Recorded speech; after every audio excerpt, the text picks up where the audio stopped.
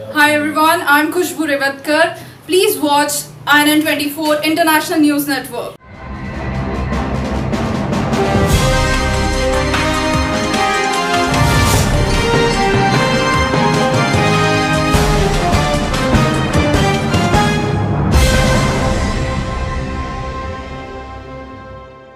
भारत में हजारों की तादाद में भारतीय मुसलमान हज को जाते हैं। इसी क्रम में इस वर्ष भी लोगों ने अपने अपने क्षेत्र के हज कमेटी हाउस में आवेदन कर उस मालिक के दरबार में जाने के लिए अर्जी लगाई है। इसी सिलसिले में हमारे संवाददाता सलीम रहमान ने नागपुर में हज कमेटी के सेक्रेटरी सेंट्रल इंडिया हज कमेटी शाहिद नसीम खान से खास बातचीत की और उन्होंने बताया कि इस वर्ष 4 राज्यों से 2200 यात्री हज जाने वाले हैं। दर्शकों नमस्कार, INN24 में न्यूज में आपका फिर से एक बार बहुत बहुत स्वागत है। आज हम बात कर रहे हैं यात्रा। एक यात्रा होती अमरनाथ की और एक यात्रा होती हज यात्रा। हज यात्रा की बात करने के लिए मेरे साथ शाहिद नसीम खान मौजूद है, नागपुर हज कमेटी वाइस प्रेसिडेंट। शाहिद जी, INN24 न्यूज में आपका बहुत बहुत स्वागत है। शुक्रिया। सबसे पहले तो आप ये बताइए कि आपके 2 नाम क्यों हैं? शाहिद कह के बुलाऊं आपको या नसीम कह के बुलाऊं? आपको जो इजी लगता वो बुलाइए। अब 2 नाम मेरे डैडी ने रखे हैं और वो मैं बता नहीं सकता। कहीं ना कहीं इन नामों को लेके कंफ्यूज होते हैं। हज के दौरान की अगर बात की जाए, हज कमेटी की अगर बात की जाए तो वहां सवाल किया जाता है शाहिद नसीम हो या शाहिद हो, किससे बात करनी है आपको? शाहिद नसीम खान जी। आप नागपुर हज कमेटी के वाइस प्रेसिडेंट है। शाहिद जी, हमारे दर्शकों को और जिस तरीके से छत्तीसगढ़, मध्य प्रदेश और पूरा विदर्भ की अगर मैं बात करूं तो नागपुर के लिए बहुत महत्वपूर्ण बात यह है कि नागपुर से ही उनको यात्रा दी जाती है, हज के लिए रवानगी की जाती है, एक मदीना के लिए। क्या फैसिलिटीज, क्या सुविधाएं दी जा रही 2017 पे? 2017 में जो नागपुर एम्बार्केशन पॉइंट है, यहाँ से जाने वाले लगभग 2200 हज यात्री है और ये हज यात्री नागपुर, संपूर्ण विदर्भ, छत्तीसगढ़ और part of MP means Mandla, Balaghat, Chhindwara and Seoni जिले के, ये सब मिलाकर 2200 हाजी है। इसमें से 100 के लगभग एमपी के ने, ये चारों डिस्ट्रिक्ट के, छत्तीसगढ़ के 400 हज कराम है और बाकी के जो है हमारे 1700 के लगभग विदर्भ से है। और ये संख्या कम ज्यादा भी हो सकती है, इसलिए मैं लगभग बोल रहा हूँ क्योंकि वेटिंग लिस्ट कंफर्म होने का सिलसिला अभी भी शुरू है। जिस तरीके से आपने लगभग एक शब्द लगाया कंफर्म होने का, इसी तरीके से उल्लेख भी किया जा रहा है, कहीं ना कहीं हज कमेटी के ऊपर उंगलियां भी उठाई जा रही है कि लगभग और कंफर्म में अभी तक कैसे चलते रहेंगे और 10 तारीख से हज यात्रा की फ्लाइट से शुरू होने वाली है। लगभग का मतलब ये है कि पूरे हिंदुस्तान भर में 21 एम्बार्केशन पॉइंट है जहां से हुज्जाजे किराम हज यात्रा के वास्ते जाते हैं। नागपुर भी उसमें से एक है।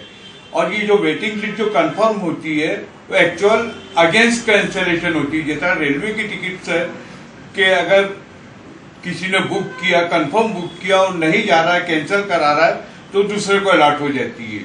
तो हमारा वेटिंग लिस्ट बनी हुई है हज कमेटी में और जो हज यात्री कंफर्म होने के बाद में किसी कारणवश नहीं जा पा रहे, कई उसमें चीजें हो सकती है, फाइनेंशियल प्रॉब्लम हो सकता है, एज का प्रॉब्लम हो सकता है, तबीयत खराब हो सकती है, या ये भी हो सकता है कि वो इस दुनिया में ही ना रहे। उस आधार पे आप जो वेटिंग लिस्ट में जो है उनको आप उसको फर्स्ट प्रेफरेंस देते हैं और हमारी वेटिंग लिस्ट कंटिन्यूस बनी हुई। जब ड्रॉ होता है हुज्जाजे ग्राम का, उसके बाद में वेटिंग लिस्ट भी, और ये पूरे जितने इन्होंने फॉर्म दिया सबकी वेटिंग लिस्ट बना ली जाती है कि इस वेटिंग लिस्ट में भी अगर कोई तैयार नहीं हुआ तो उसके नेक्स्ट नंबर वाला तैयार होगा। हज हाउस जिस तरीके से पिछले 2 वर्ष पहले की अगर मैं बात करूं, बहुत से हज यात्रियों को सुविधा नहीं मिल पाई थी, तो हज कमेटी नागपुर द्वारा किस तरीके से तैयारी की जा रही है? अभी हज हाउस की अगर बात की जाए तो तैयारियां चालू है, बहुत जोर शोर से तैयारी है। हज हाउस एक्चुअल में गवर्नमेंट ऑफ इंडिया का है और महाराष्ट्र स्टेट हज कमेटी के अधीन है। हम लोग जो है हज कमेटी भी बोलना ठीक नहीं है, एक्चुअल सेंट्रल तंजीम कमेटी जो है वो नागपुर एम्बर्शन पॉइंट की ऑफिशियल इंचार्ज है।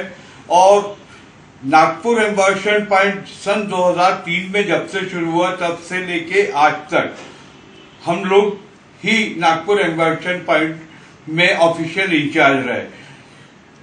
हज यात्रियों को सुविधा देना हमारा काम है, उसके वास्ते ही हमें नियुक्त किया गया है। हज हाउस में अगर कोई सुविधा नहीं है तो हमने उसकी पहले ही लिस्ट महाराष्ट्र स्टेट हज कमेटी को दे सौंप चुके हैं कि ये चीजें आप इसमें सुधार कीजिए। सब में बड़ा प्रॉब्लम फायर का है इसमें, तो फायर की इक्विपमेंट्स वही मैं जिक्र करने वाला था, आपने ही वो सवाल मेरे सामने ला दिया।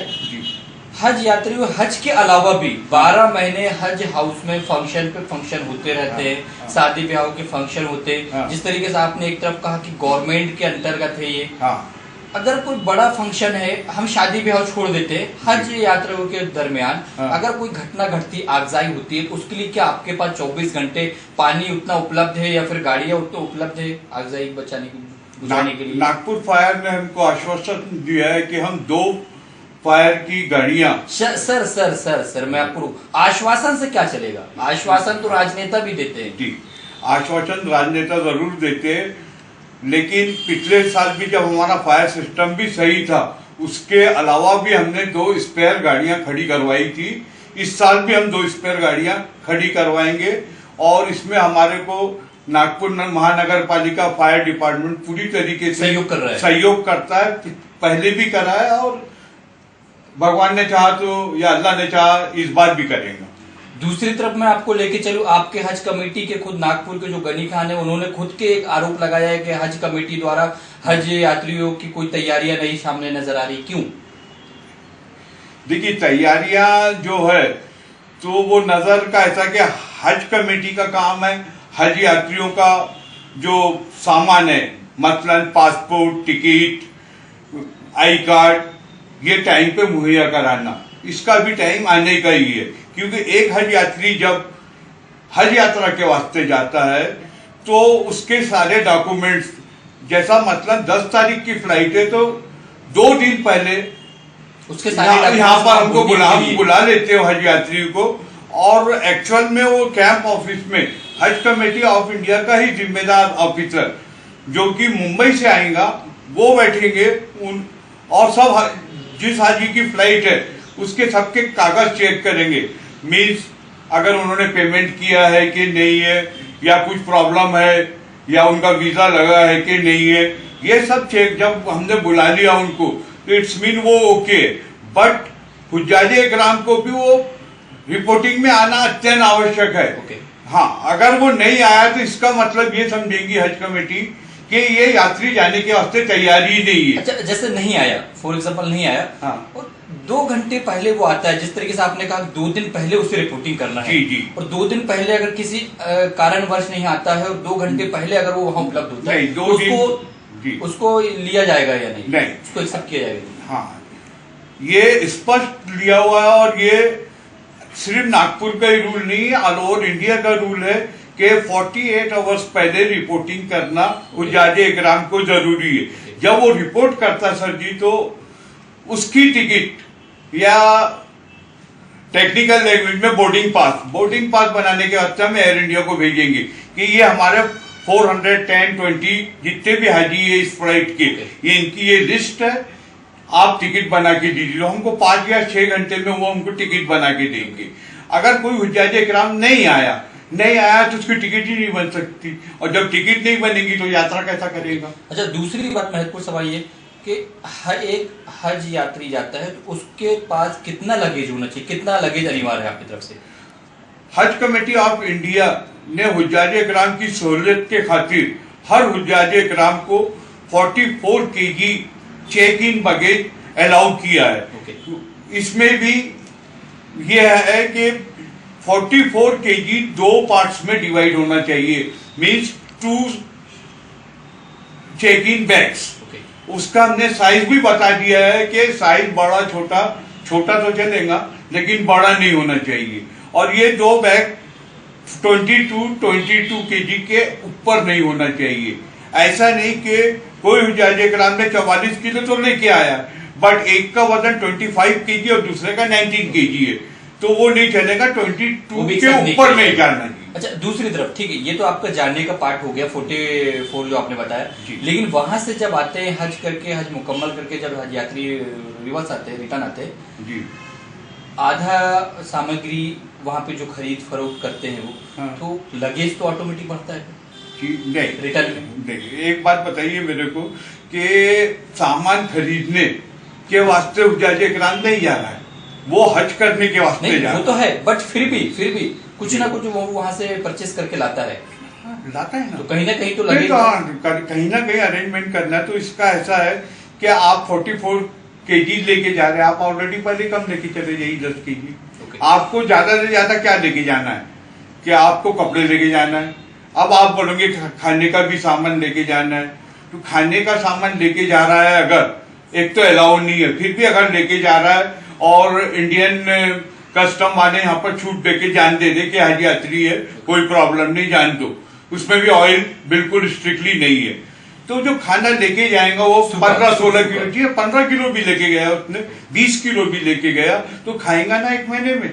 जब वो खाएगा तो ऑलरेडी वो 22 किलो लेस हो जाएगा, तो उसके वास्ते उसको जो दूसरा सामान मैक्सिमम जी, मैक्सिमम खजूर और जो प्रसाद बोलना चाहिए या तबर्रुक बोलना चाहिए, ये इसका ही परचेस करता है जी, या कुछ सामान भी लिया तो वो एडजस्ट हो जाता है। अच्छा, दूसरी बात मैं बात करूं, पिछले 2 वर्ष पहले फिर से हम आते हैं नागपुर की ओर जी, एयर इंडिया द्वारा जो बहुत ही असुविधा फ्लाइट से यहाँ से नागपुर से हुई थी, आपको याद होगा शायद जी, हाँ याद। इस वर्ष एयर इंडिया ने क्या फैसिलिटीज, क्या मुकम्मल, क्या बॉन्ड किया हुआ है नागपुर हज कमेटी से या महाराष्ट्र कमेटी से?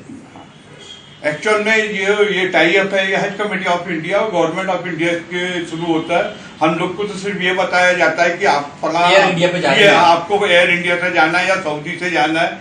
4 साल पहले सऊदी से भेजा गया था, इस बार ऊपर से निर्देश आए या जो भी उनका टेंडर पास हुआ होगा उस बारे में मेरे को कोई नॉलेज नहीं, बट एयर इंडिया जाएंगी। एयर इंडिया से असुविधा की जो बात कर रहे हैं, तो 2 साल पहले बहुत ज्यादा असुविधा हुई थी और 12 घंटे फ्लाइट लेट थी। हाँ, उसमें भी एयर इंडिया हज कमेटी ने एयर इंडिया को इंस्ट्रक्ट कर दिया कि आप ही लेके जाएंगे, आप पेटी कांटेक्ट कर रहे थे एयर इंडिया वाले उस टाइम पे। यानी एयर इंडिया ने वो ठेका दिया और वो ठेका किसी और विमान कंपनी को या उनका फ्लाइट हायर करके अपना लगा ली। उसमें काफी असुविधाएं हुई थी।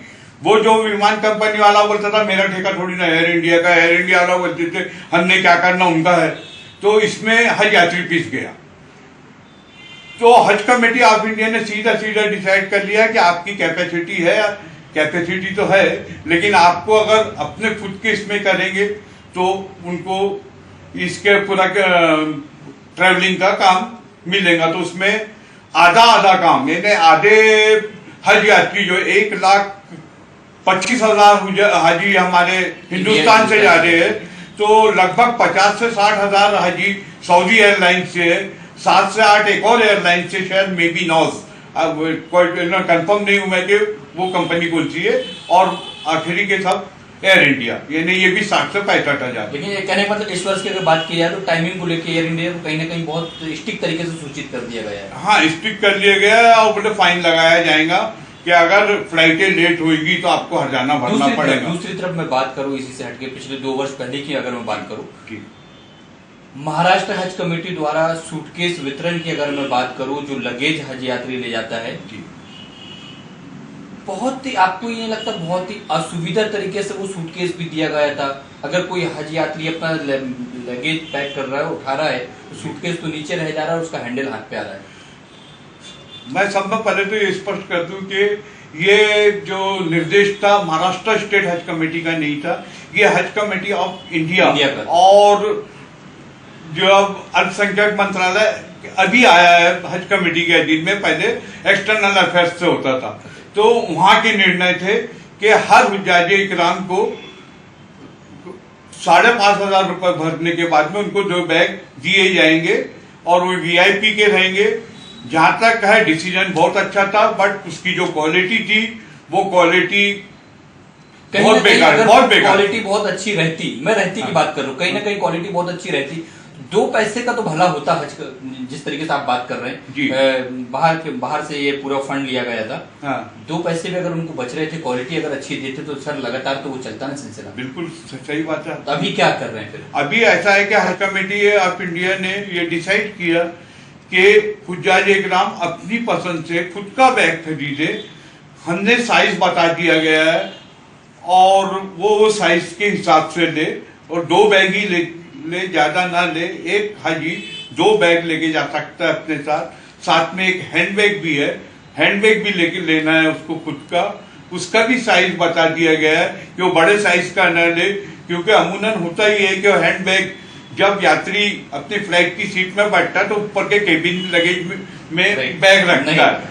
अगर वो बड़े साइज का रहा तो केबिन में नहीं आएगा। अगर केबिन में नहीं आया तो या तो उसको अपने गोद में रखना पड़ेगा या पैर के नीचे उसमें कुछ तो awkward टाइप से बैठना पड़ेगा। और हमारा हाजी ऑलरेडी एहराम में रहता है तो काफी उसको दिक्कत हो सकती है। इसलिए हमने सब हुज्जाज इकराम को समझाया है कि आप पर्टिकुलर साइज के बैग लीजिए। लेकिन ऐसा है कि हो सकता है कि 5-10 लोग इसमें कुछ अलग टाइप के भी ले दे तो तकलीफ होगी। चलिए, अब दूसरा सवाल मेरा ये 2 आखिरी सवाल है शाहिद जी। एक सवाल ये है कि फॉर एग्जाम्पल जी 10,000 फॉर्म आपके विदर्भ, छत्तीसगढ़ और मध्य प्रदेश से भरे जा रहे हैं जी।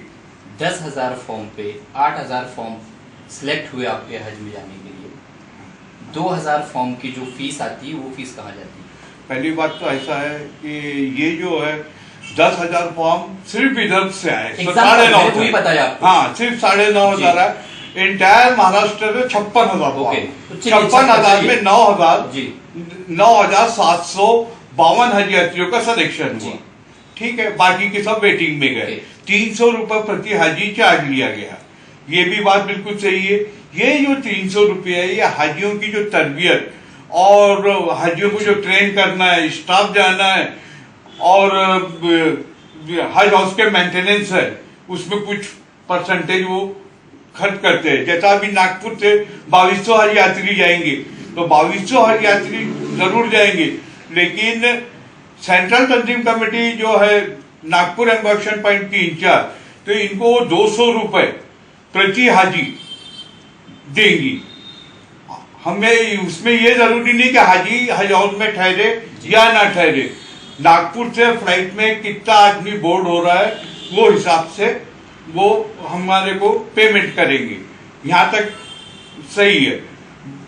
लेकिन इसमें होता क्या है कि 2200 के हिसाब से तो हो गया, लेकिन सेंट्रल तंजीम कमेटी को जो है पूरा अरेंजमेंट देखना है।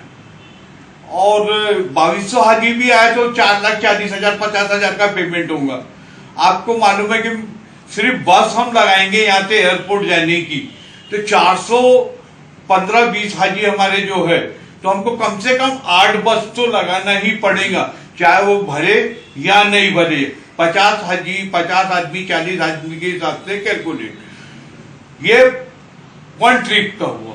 हमारी 6 फ्लाइटें तो ऐसे 48 बसें 48 बार चक्कर लगाएंगी, तो कहीं ना कहीं नहीं तो उसमें भी जो पैसा है नहीं, उसका मेंटेनेंस सेंट्रल तंजीम को देना है। ओके। हाँ, सिर्फ सेंट्रल तंजीम कमेटी 200 रुपए प्रति हाजी के हिसाब से हमको महाराष्ट्र हज कमेटी पेमेंट दे देंगी कि ये आपका सपोर्टिंग अरेंजमेंट है। इसमें हमको हाजियों के वास्ते गद्दा, तकिया, रूम, तो यानी रहने का अरेंजमेंट भी आप हज हाउस में? हाँ, हम लोगों की जिम्मे है और हम हाजियों से पैसा नहीं लेंगे इस बारे में। जो अदर जो आते हैं, जैसे बाहर से छत्तीसगढ़, एमपी से, मोमिनपुरा, मोहम्मद अली सराय की अगर मैं बात करूं या अदरवाइज दूसरे होटल में वो रहते हैं, तो वो अपने उससे रहते हैं या फिर आप लोगों के थ्रू भेजा जाता है? हुज्जाज इकराम जितने भी आएगा हज हाउस में वो फ्री में रहेगा। हाँ, फ्री में रहेगा। हज हाउस में उनका कोई रिश्तेदार आता है तो उसके वास्ते एक नॉमिनल चार्ज 200 रुपए पर हेड है, वो हम लोग लेंगे, वो हज कमेटी नहीं लेंगे। ये सारे सवाल से इसलिए कर रहा हूँ शाहिद जी, मैं जिस तरीके से 300 का फॉर्म बच रहा है, ये हो रहा है, वो एक कहीं ना कहीं दर्शकों के बीच में क्लिक होता है कि हमारा फॉर्म रिजेक्ट हुआ तो हमारा पैसा गया कहाँ। इसलिए मैंने ये सारे सवाल आपके सामने रखा। दूसरा सवाल, आखिरी सवाल मेरा ये है कि 10 तारीख से पूरा आप हमारे दर्शकों को विवरण बताएं कि कैसे कैसे आपकी फ्लाइट से कैसे क्या क्या टाइमिंग है, विदर्भ, छत्तीसगढ़ और मध्य प्रदेश का क्या क्या रूट है। हाँ।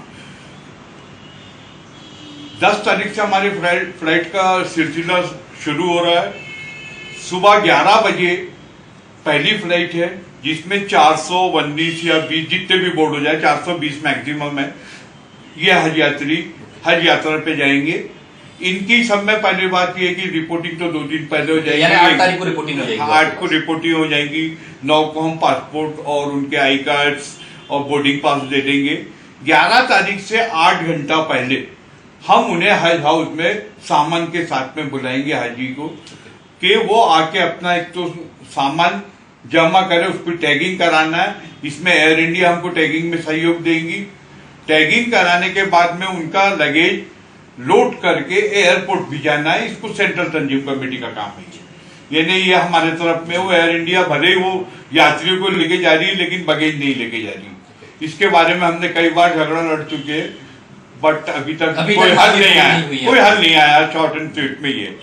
दूसरी बात, 8 घंटे पहले हम इसलिए बुला रहे कि ड्यू टू नागपुर के जो विकास कार्य हो रहे हमारा, जो मेट्रो परेशानियां, विकास तो हो रहा है लेकिन परेशानियां ज्यादा आ रही। विकास हो रहा है। अब अच्छी चीज के वास्ते परेशानियां भी होती है, पड़ेगा। हाँ, तो ठीक है। तो हम आज जो है ये हमारे दर्शकों को भी मालूम है, आपको भी मालूम है, मुझे भी मालूम है कि अगर सेंट्रल रेवेन्यू से एयरपोर्ट जाना, आप जब ये विकास कार्य शुरू नहीं थे तो 20 से 25 मिनट लगते थे। आज 1 घंटे में भी श्योरिटी नहीं है कि वो पहुंचेगा कि नहीं पहुंचेगा। तो इसलिए 8 घंटे भी पहले बुला दे, क्योंकि हमको एहराम बांधना है। एहराम बांधने के पहले उनका लगेज कलेक्ट करना है, लगेज भी डालना है। तो 400 हाजियों को कलेक्ट करने में बहुत दिक्कत हो जाती है। इमोशनल टाइम रहता है हाजियों का, उनके रिश्तेदार लोग नहीं छोड़ते।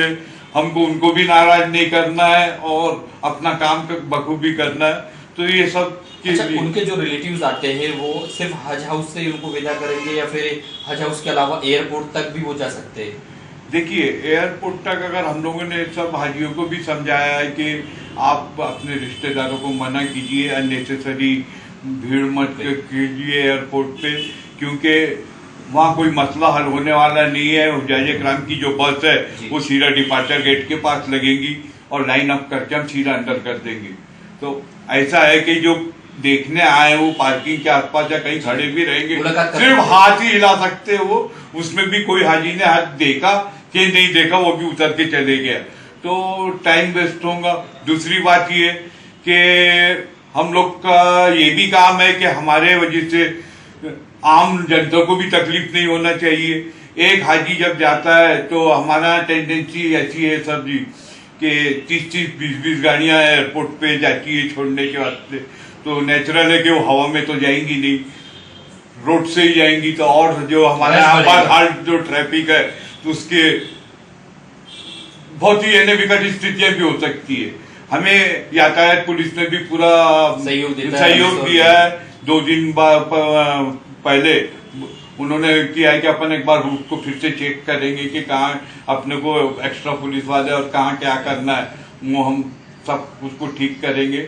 और बाकायदा जब बसेस निकलेंगी तो वॉकी टॉकी से पूरा वो कर देंगे कि ट्रैफिक कंफर्म किया जाएगा। हाँ करिए, फिर भी कुछ ना कुछ वो होगा ही। और फिर सब में बड़ी बात स्पेस ही नहीं है ना निकलने के वास्ते गाड़ी होगी, तो वहां पर ये प्रॉब्लम आएगा। दूसरा, हज हाउस की जो खामियों के अलावा अभी एक अच्छाइयाँ भी आई है भी कि हमारा हज हाउस, हमारे जो माननीय जिलाधीश है कुर्बे साहब, सचिन साहब, उन्होंने पूरा हाई फाई करने के हद तक काम भी शुरू हो गया। ऐसा है कि सिर्फ आश्वासन नहीं दिया है, सचिन कुर्बे जी ने सर्वे भी किया और उन्होंने काम भी चालू हो गया, कैबल लेवल भी डलना चालू हो गए गूगल के थ्रू। जो नागपुर में 8 या 10 स्पॉट है सरकारी इमारतें जहाँ पर वाईफाई लगाना, उसमें उन्होंने हज हाउस को भी चूज किया है। बहुत अच्छी बात है। तो इसमें हमारे हज यात्रियों को काफी सुविधा जो ठहरे उनको मिल सकती है। बहुत बहुत शुक्रिया शाहिद नसीम साहब, आप INN 24 से खास विस्तार से हमसे बात कर रहे थे और हमारे दर्शकों को ये बता रहे थे कि यात्रा की अगर हम बात करें, वो अमरनाथ यात्रा हो, चाहे वो हज यात्रा हो या मदीना यात्रा हो, यात्रा किस तरीके से की जाती है, यात्रा पे लगेज कैसे ले जाया जाता है, उनका कम ज्यादा कैसे, पूरे विस्तार से वो बात कर रहे थे। उन खामियों को भी उन्होंने गिनाया और अच्छाइयों को भी उन्होंने गिनाया। मैं इन 2 लाइनों के साथ अपनी बात को खत्म करूंगा। दिखा दे या इलाही वो मदीना कैसी बस्ती है, जहां पे रात दिन मौला तेरी रहमत बरसती है। ऐसे ही सवाल और जवाब के साथ आप बने रहिए INN 24 न्यूज के साथ।